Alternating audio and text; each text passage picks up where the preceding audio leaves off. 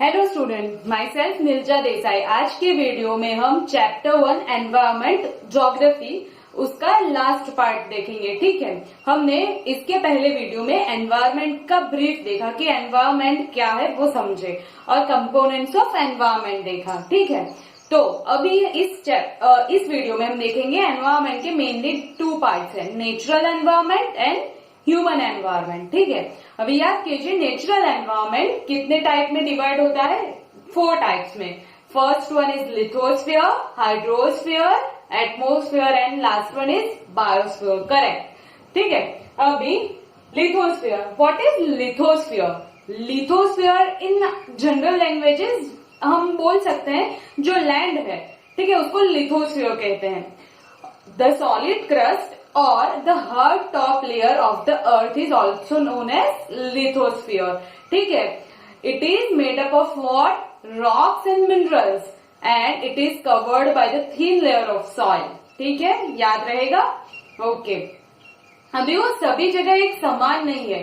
It is irregular shape. ठीक है, it's irregular surface with a various landform. जैसे हमें माउंटेन्स मिलते हैं, प्लेटो मीन्स छोटा सा माउंटेन टाइप, फिर प्लेन, फिर वैली। ठीक है, it is a rich source of mineral. हमें सारे मिनरल और ये सब लैंड फॉर्म में से मिलते हैं, जैसे सोना है, गोल्ड, सिल्वर, फिर आयरन, ये सब हमें कहाँ से मिलते हैं?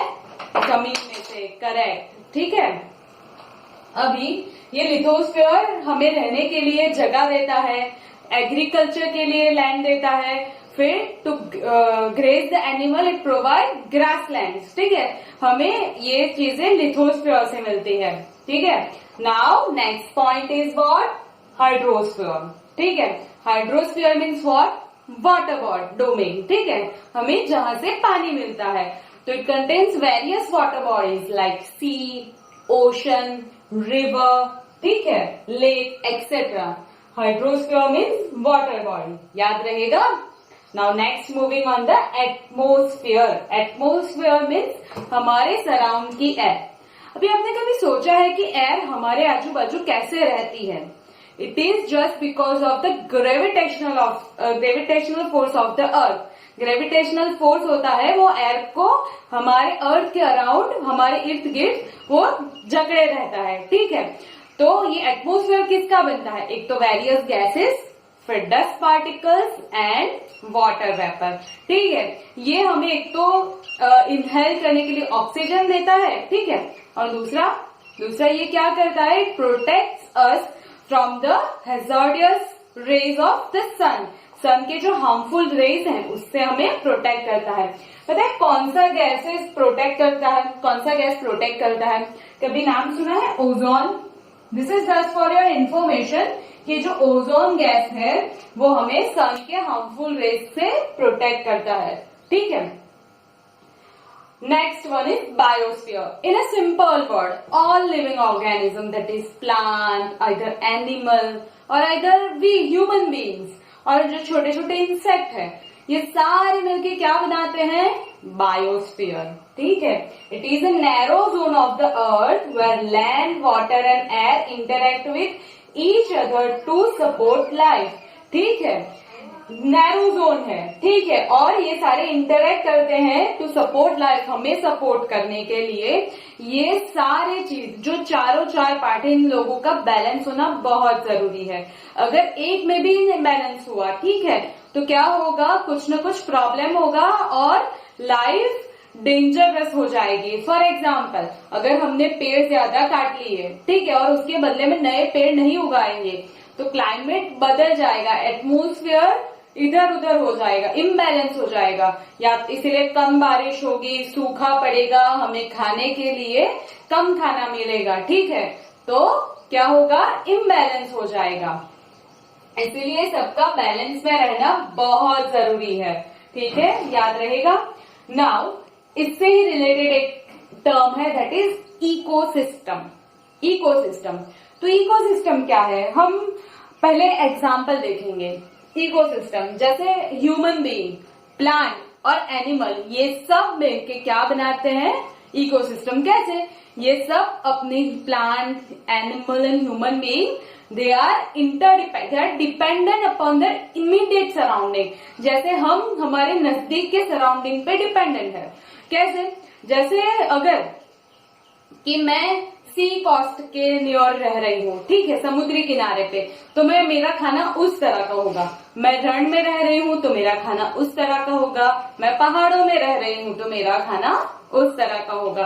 तो हर एक एनिमल, हर एक ह्यूमन बीइंग और हर एक प्लांट अपने आप को उसके इमीडिएट सराउंडिंग के तरह बदल देते हैं, ठीक है। और ये सराउंडिंग, ठीक है, वो भी इस ह्यूमन बीइंग पे, दे बोथ आर इंटरडिपेंडेंट, सब एक दूसरे पे डिपेंड करते हैं। दे फॉर्म एन इकोसिस्टम, ठीक है। इकोसिस्टम के कुछ एग्जांपल है, जैसे फॉरेस्ट, फॉरेस्ट एक इकोसिस्टम क्रिएट करता है। रिवर, फिर ओशन, ठीक है, एक माउंटेन, और इवन अ स्मॉल पॉन्ड, एक छोटा सा पॉन्ड भी एक इकोसिस्टम करता है क्रिएट। कैसे? तो पॉन्ड में रहने वाली मछलियां, ठीक है, फिर वहां उगने वाला रोज, ये सब है ना, सॉरी वहां पे उगने वाला लोटस, ये सब एक साथ मिलके क्या करते हैं, एक इकोसिस्टम बनाते हैं, ठीक है। एक क्वेश्चन है, क्या पार्क इकोसिस्टम फॉर्म करता है? यस और no? No, park is not forming an ecosystem. Why? क्योंकि पार्क में वी आर टेम्पररी, हम 1-2 घंटे के लिए जाते हैं, हम पूरा साल 24 घंटे वहां पे नहीं बिताते हैं, तो वो इकोसिस्टम फॉर्म नहीं करता। It is an human made, ठीक है। तो पार्क एक इकोसिस्टम नहीं है। तो अभी इकोसिस्टम की डेफिनेशन देख लेते हैं। What is ecosystem? Ecosystem, it is a system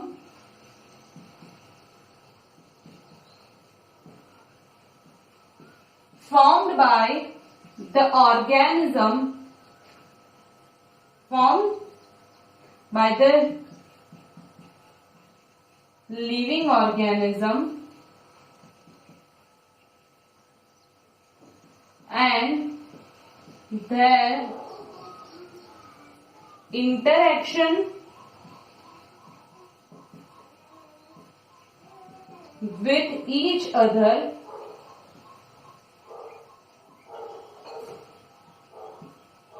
as well as their interaction with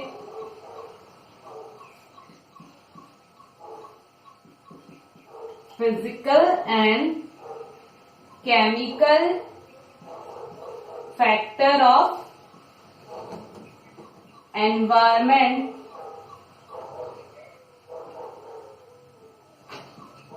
they live in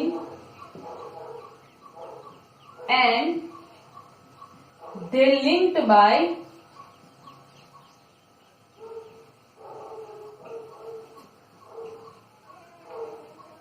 transfer of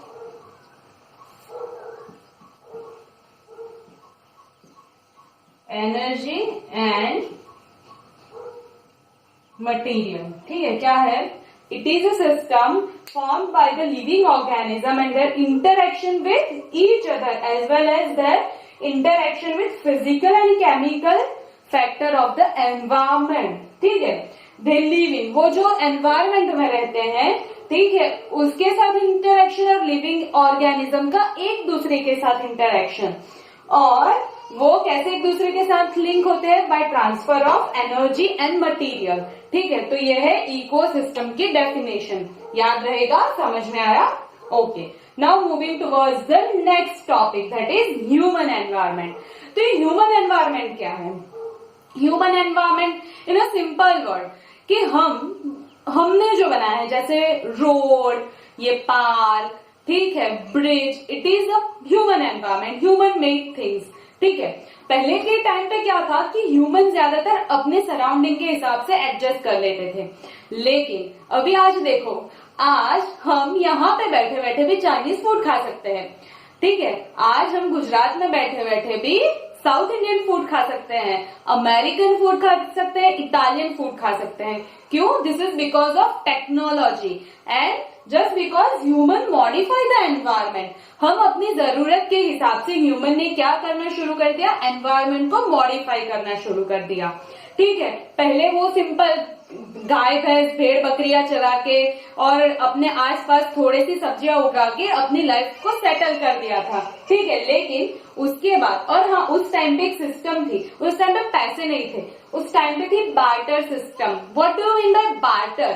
barter mean simple, in a simple word is सौदा करना। वो क्या करते थे, अगर सपोज कि मेरे पास गेहूं था और आपके पास चावल, तो मैं गेहूं के बदले में चावल लेती थी और आपको गेहूं देती थी। ठीक है, उस टाइम पे पैसा जैसा कुछ नहीं था, तो सिस्टम को कहते थे बार्टर सिस्टम।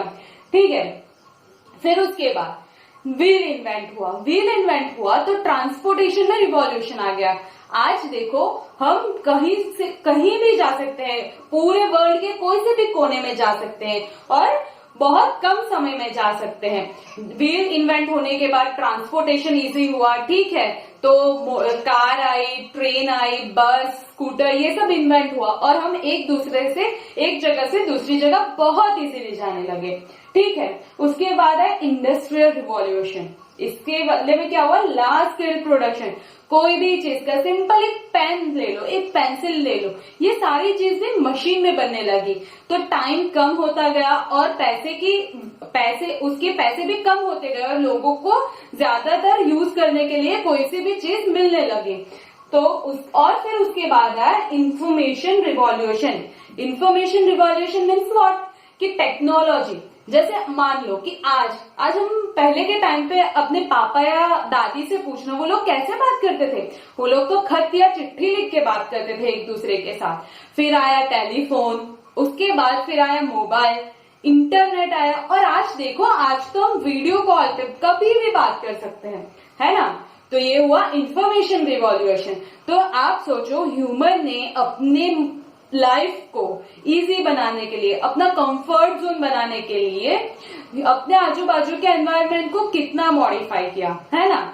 लेकिन एक चीज याद रखो, हमें एनवायरनमेंट को उतना ही मॉडिफाई करना चाहिए कि वो हमें नुकसान ना पहुंचाए। ठीक है, उसको अगर हम 4 पेड़ काटे कुछ बनाने के लिए, तो हमें उसके बदले में 4 पेड़ उगाने चाहिए। ठीक है, याद रहेगा।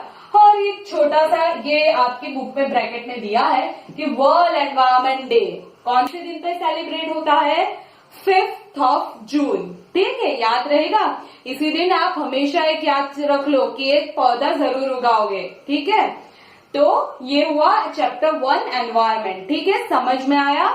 याद से पढ़ लेना। और ये सारी टर्म्स बहुत इंपॉर्टेंट है। अगर आप जब अगले नेक्स्ट ईयर या नेक्स्ट चैप्टर ये सब पढ़ोगे तो ये टर्म क्लियर नहीं होगी, तो आप आगे का पढ़ नहीं पाओगे।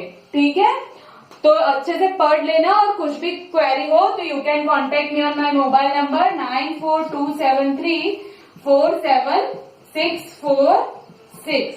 ठीक है, okay, thank you, have a nice day.